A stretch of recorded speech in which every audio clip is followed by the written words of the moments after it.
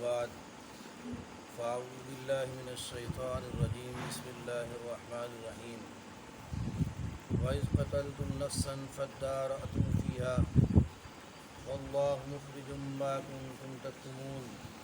صدق اللہ العلی العظیم۔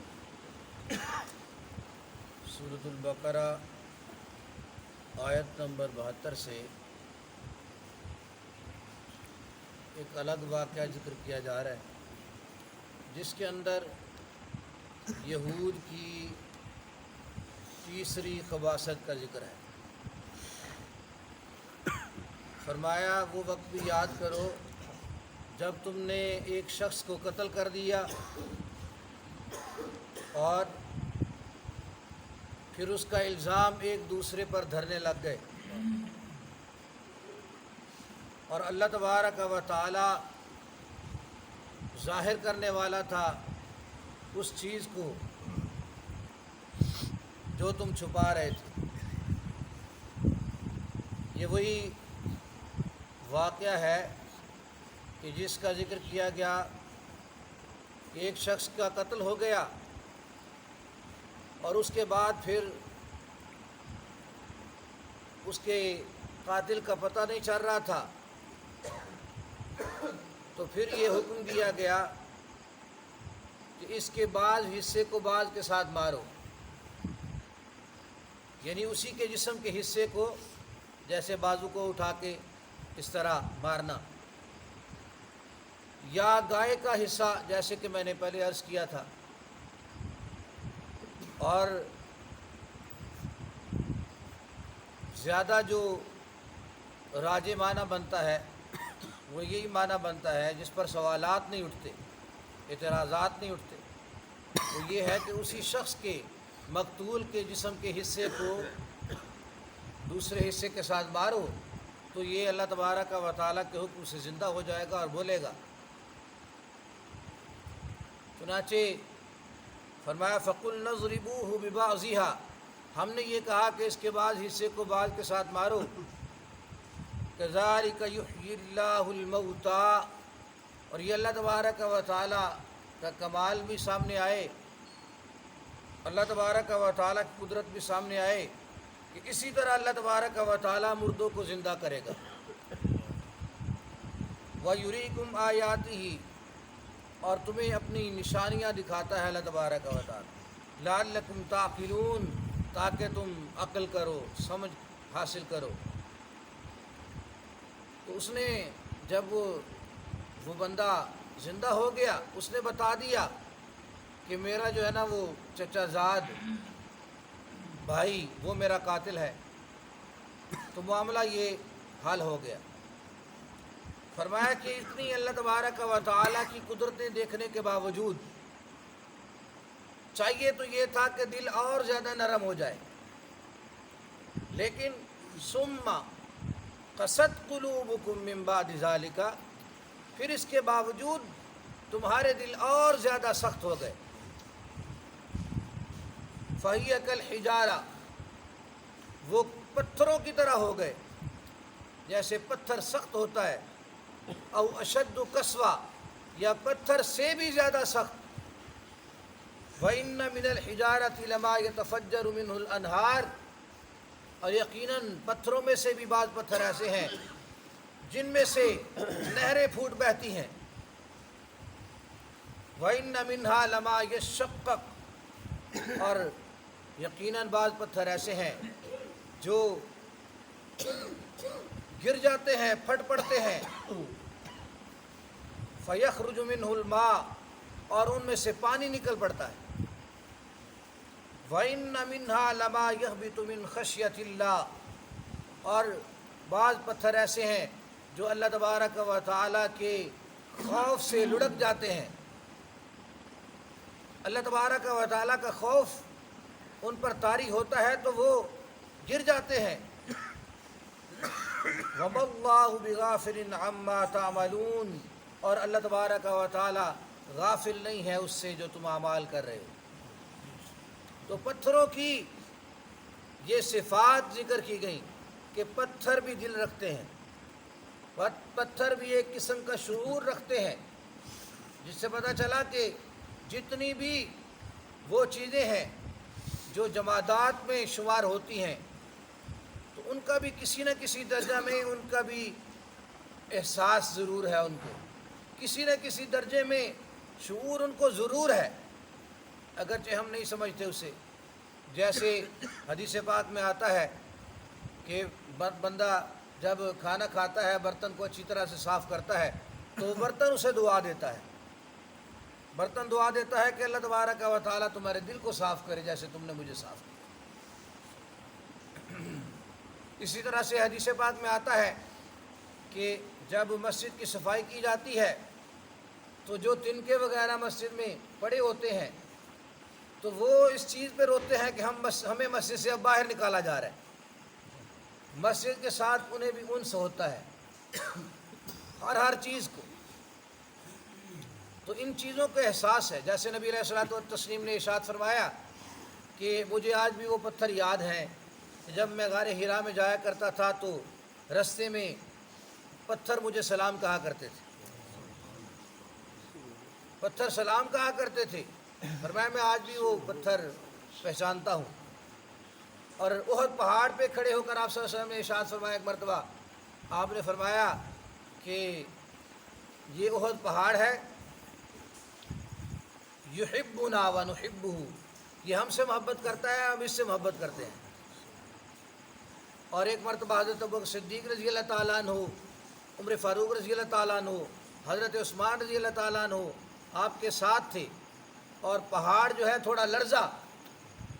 آپ صلی اللہ علیہ وسلم نے اس پر پاؤں مارا اور فرمایا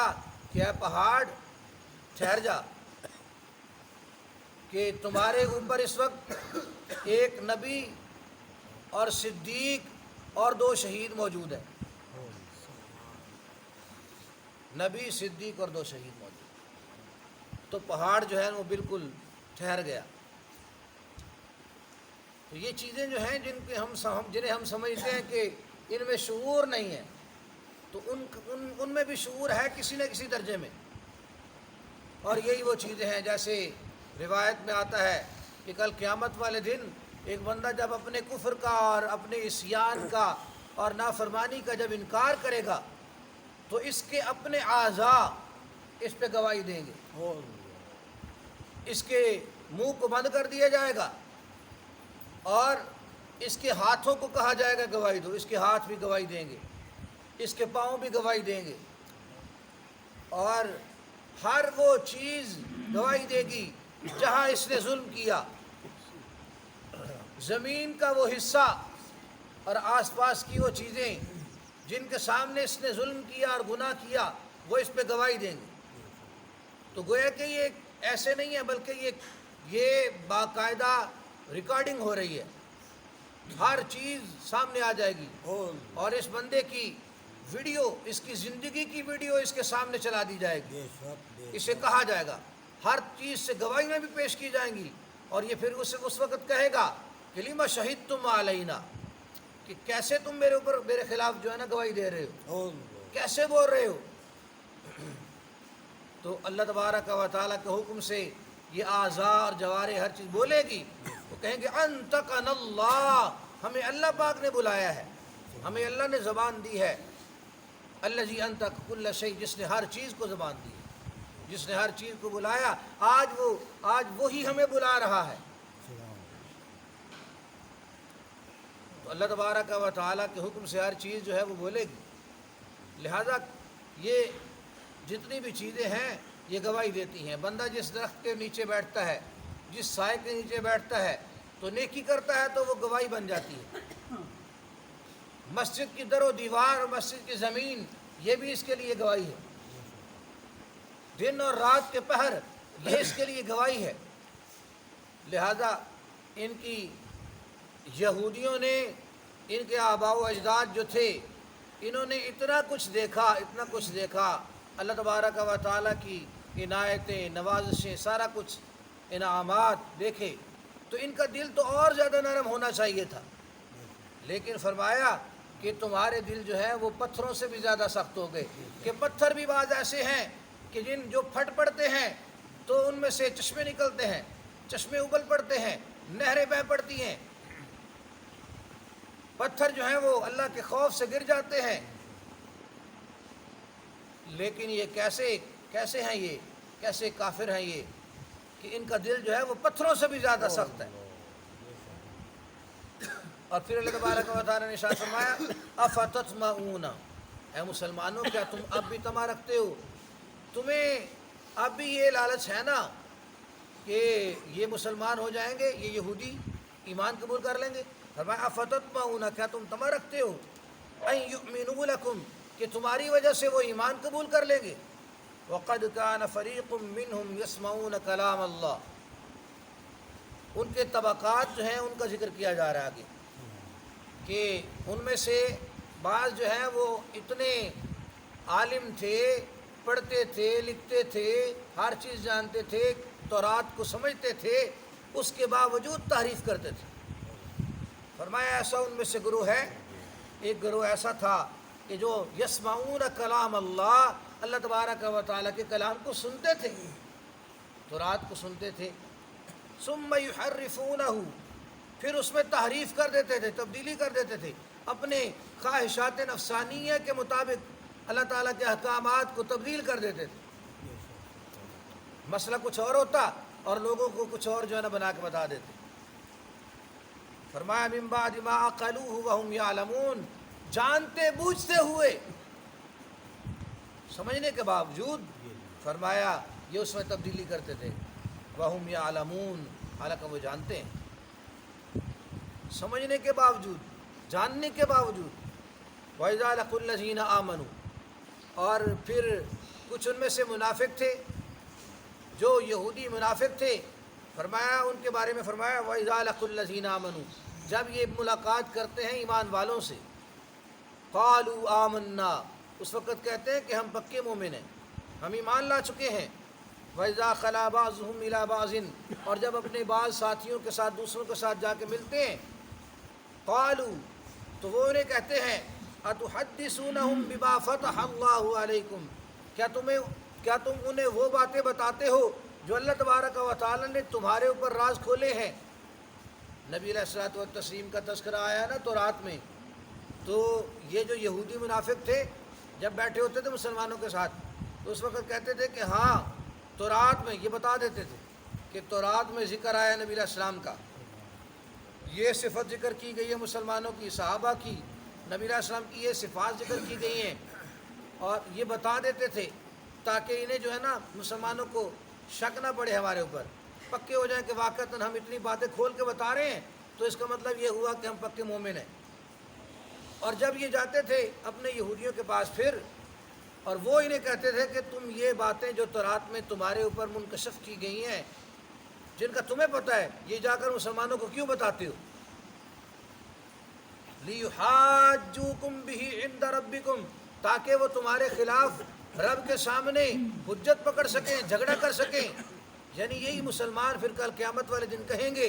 کہ یا اللہ یہ منافق تھے، یہ کافر تھے، حالانکہ یہ خود کہا کرتے تھے کہ تورات میں نبی علیہ السلام کا ذکر آیا ہے، انہوں نے ہمارے سامنے کہا، تو یہ تو ہمارے خلاف گواہی بن جائے گی. یہ یہودی ان منافقوں کو سمجھا رہے تھے،